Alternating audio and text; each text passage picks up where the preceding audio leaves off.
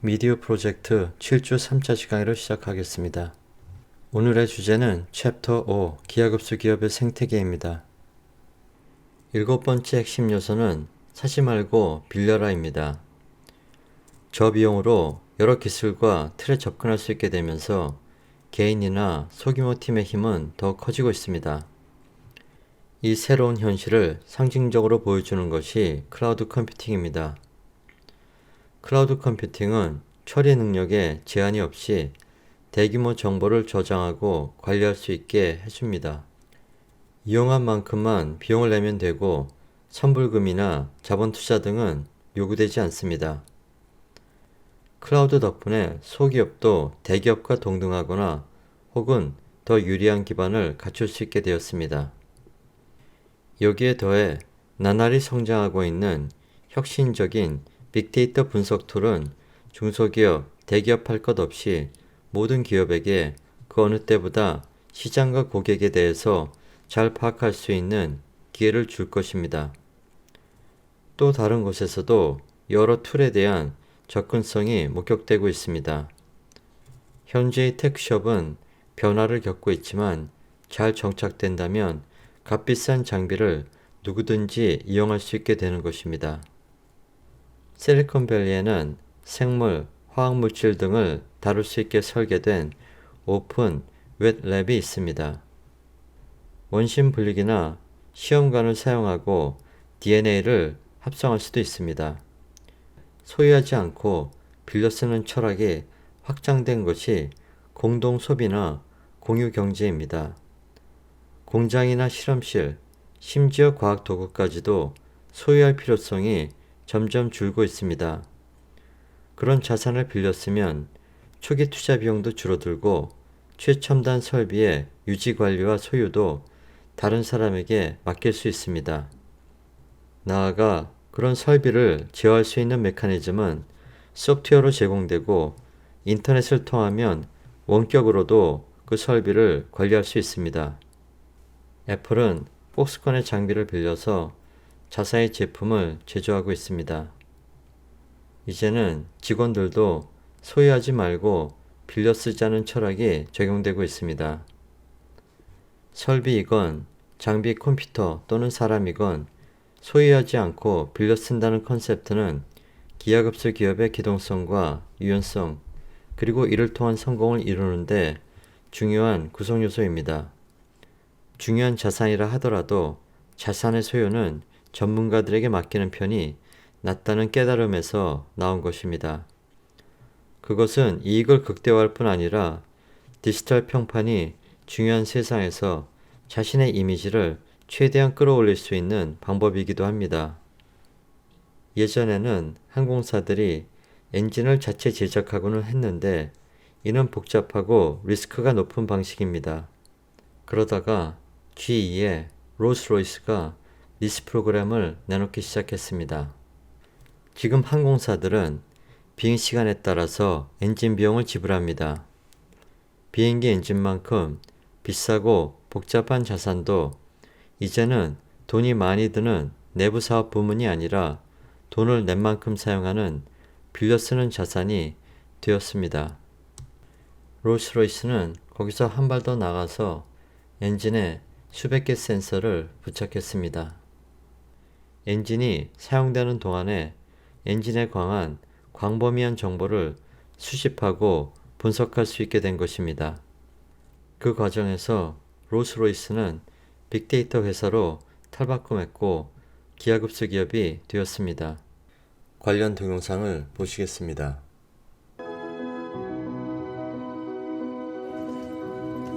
Okay, so let me show you an agile project we're working on.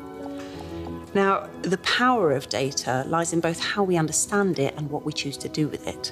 So our job is to help our customers run the most efficient operations with the help of advanced data analytics and AI.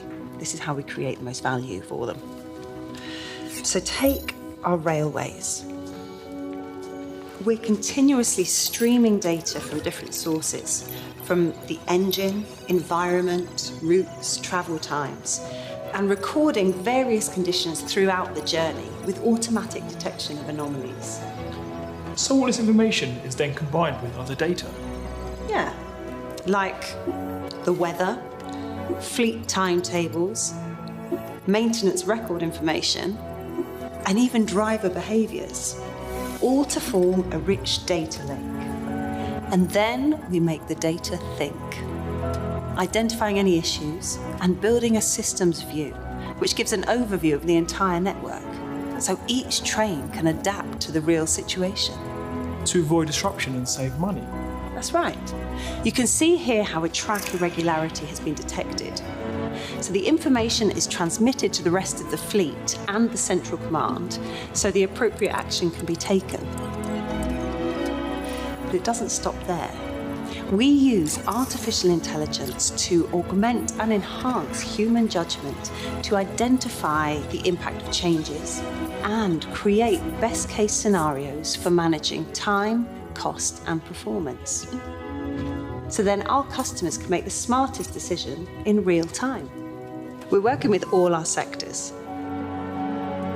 So in addition to Rolls-Royce Power Systems, we're working with marine, nuclear, and civil and defence aerospace. We're thinking even further ahead to make the future a reality for all parts of our business.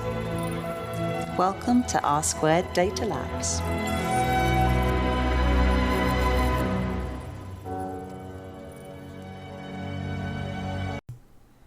여덟 번째는 통제보다는 신뢰, 폐쇄보다는 개방을 택하는 것입니다. 밸브 소프트웨어의 경우에서 보았듯이 기하급수 기업의 시대에는 자율은 강력한 동기부여의 요소가 될 수 있습니다. 밀레니얼 세대는 독립적인 것이 자연스럽고 디지털에 익숙하며 톱다운 방식의 통제나 위계서열에는 저항합니다. 새로운 노동력을 10분 활용하고 최고의 인재들을 붙잡아 두려면 기업은 개방적 환경을 받아들여야 합니다. 구글의 OKR 시스템은 기업 전반에서 투명하게 운영됩니다. 구글 직원이라면 누구나 다른 동료 또는 팀의 OKR을 찾아보고 그들이 무엇을 하려고 하는지, 과거에 얼마나 성공적이었는지 찾아볼 수 있습니다. 이 정도의 투명성을 갖추려면 기업 문화의 조직 측면에서 상당한 용기가 필요합니다. 구글은 그렇게 만들어지는 개방성이 여러 불편을 감내할 만한 가치가 있다는 것을 발견했습니다. 토니 쉐이 역시 똑같은 철학을 가지고 자포스를 유니콘 기업으로 키워냈습니다.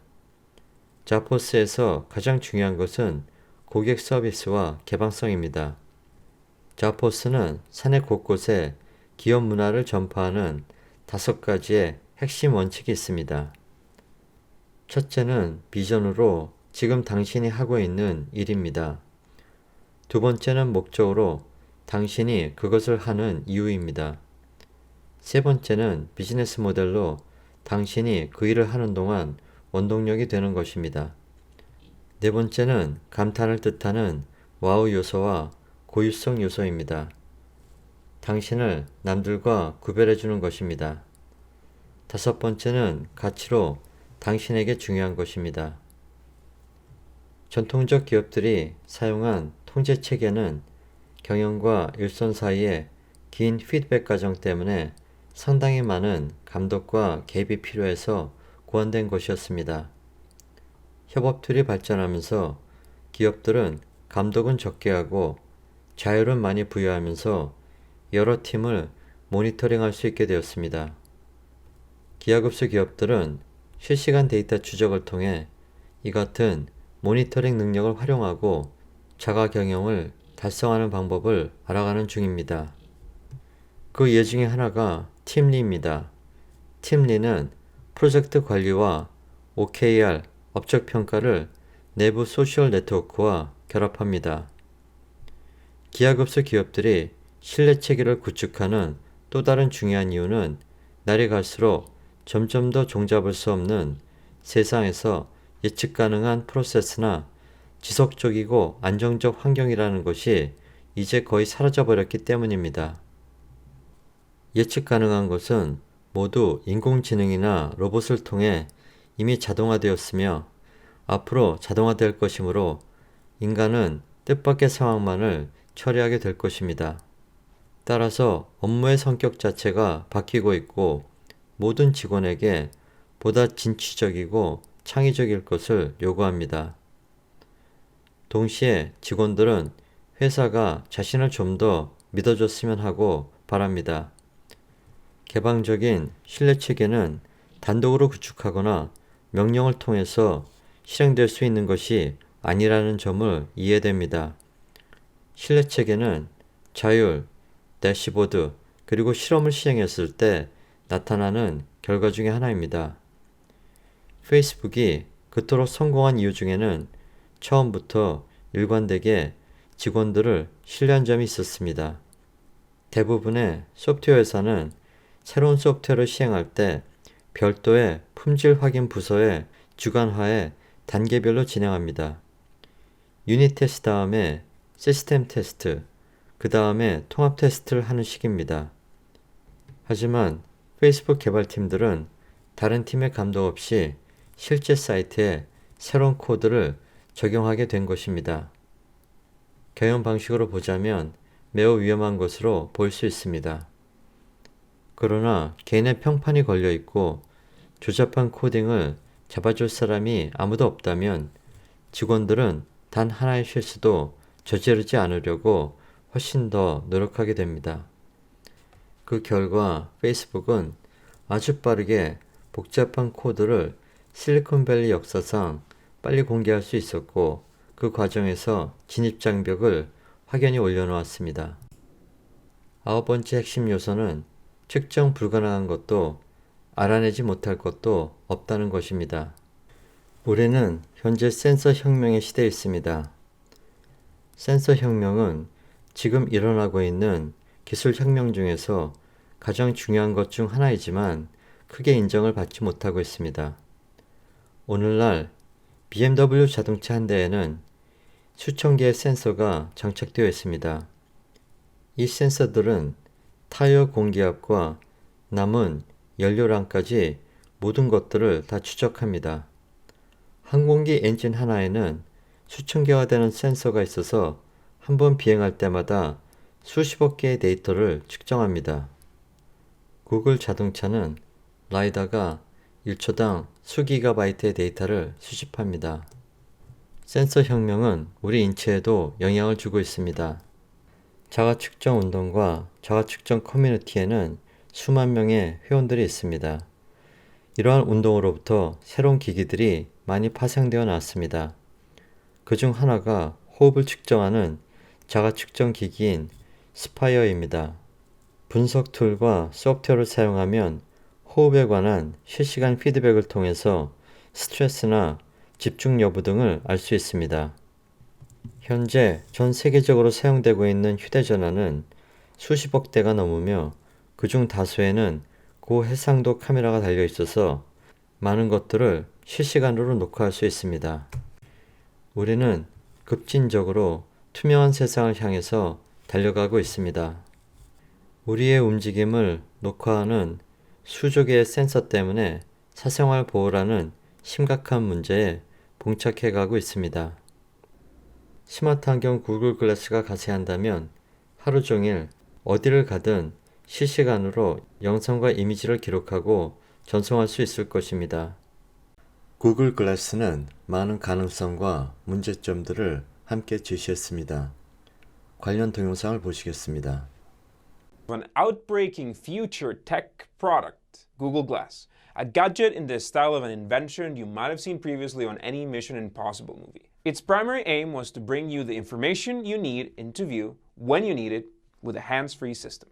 In fact, analyzing the features of this invention might make you feel like you're living in a Black Mirror episode. Well, Google Glass was never as popular as the dystopian futuristic Netflix series. After facing many issues for several years, Google announced the end of the first iteration of the augmented reality smart glasses, the Glass Explorer Edition. They are now leaning towards a new approach with the Enterprise Edition, a business-driven model that was officially launched in 2017. In this Startup Forensics, we are going to go over the starting point of this product, the company's original expectations when it released, the apparently attractive characteristics and features that it offered, and the problems that accompanied during its short life. And we'll share some details of what might seem to be in the future for this face-worn computer device. We'll also talk about competitors that might have learned which way not to go, considering the failures of this shattered Google's product. How and why was it released? The primary aim of Google Glass was to display the information the users needed, presenting it right into their eyes' view. When it was launched during Google I/O in Mountain View in 2012, it seemed it was going to bring this glimpse into the future of technology. The first model was called Glass Explorer Edition, launched in 2013. The company really wanted this product to succeed, and they announced it with great fanfare. The spy-like wearable invention was described by some as a heads-up display, but the reality is that as soon as it came out, criticism started both from the users and from specialized journalists. At the very beginning, if you wanted to get the glasses, you not only needed more than $1,500, but at the same time, you had to be on a very VIP list that included Google I/O developers and some privileged Twitter users. By the way, how could somebody be privileged via Twitter? Did that $1,500 price make sense considering its early and experimental device? Well, maybe not. These series of obstacles made the invention not only unattractive, but also a little bit of a meme. The design also generated some negative reviews. The bulky frames, not that similar to a conventional pair of glasses, was a point of conversation. Even the offensive moniker glass hole brought some attention to the glasses, but not for a convincing attribute. Were there more questionings about the gadget? Of course. But to understand them, first we need to go over the details on why Google thought their smart glasses might be a good commercial idea. Long story short, they are a set of glasses that includes a screen to users' eyesight that brings new possibilities for them to interact with the world. The glass was developed by Google X Division, and it came with an optical head-mounted display with almost the same shape of a pair of normal glasses, including a visible display. For the time of its release, it was kind of ahead of its time, with technologically advanced features that bring live directions, emails, weather forecast, and a personalized contact list, and everything within the tap of the frame or even with voice commands, triggered with a friendly OK Glass to be activated. The pros and cons. After going over the menu system, some attractive features would come up, including a city guide and a universal translator called the World Lens, useful for translating any language from menus, road signs, or printed text. It was just like carrying an interpreter with you. Refresh was also attractive. It turned the glasses into a personal assistant capable of sharing information about the people you are about to meet by collecting select data from social networks and from your Google Calendar. A lot of things, right? But now we need to make a stop into one of the most important features that it had, a built-in camera that allowed you to use the frames to take pictures and shoot video.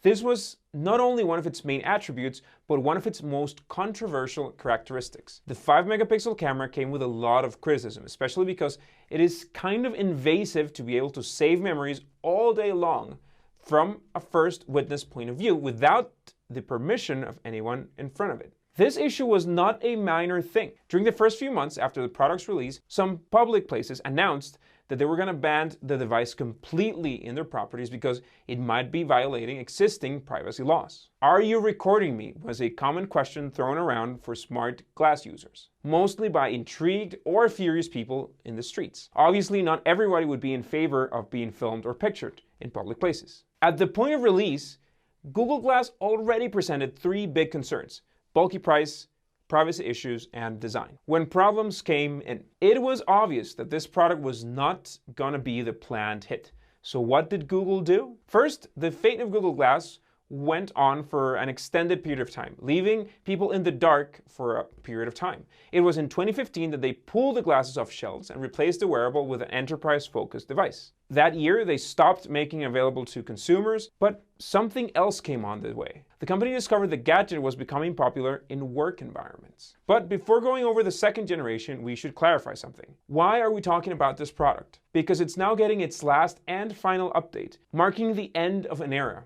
I mean, this might sound like an exaggeration. At least it's marking the end of a not too privileged lifetime period. The latest announcement from Google said that they were rolling out a new and final software update for their Google Glass Explorer Edition wearable. This update means that after February 25th, 2020, it will no longer be possible to link Glass with a Google account. Then the device will be connected to a smartphone via Bluetooth, but without any Google backend services.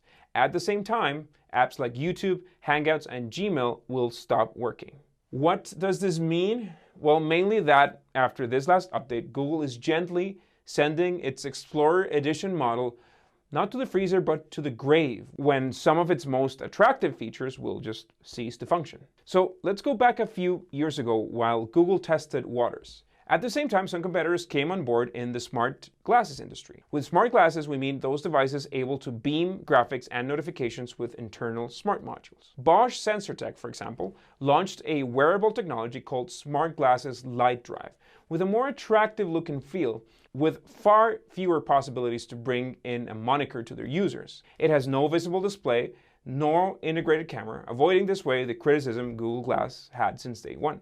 There are also rumors about Apple working on a branded augmented reality option to release to the market. While the new version of Google Glass is Android-based, this one will be sold as an iPhone accessory, and we might see it in the market as soon as 2020. One may think that this means Google Glass derailed completely from the company's first expectations. But even if this attempt failed, it meant the birth of another device that seems to be performing better. The enterprise version of the sci-fi glasses became a successful invention for another audience.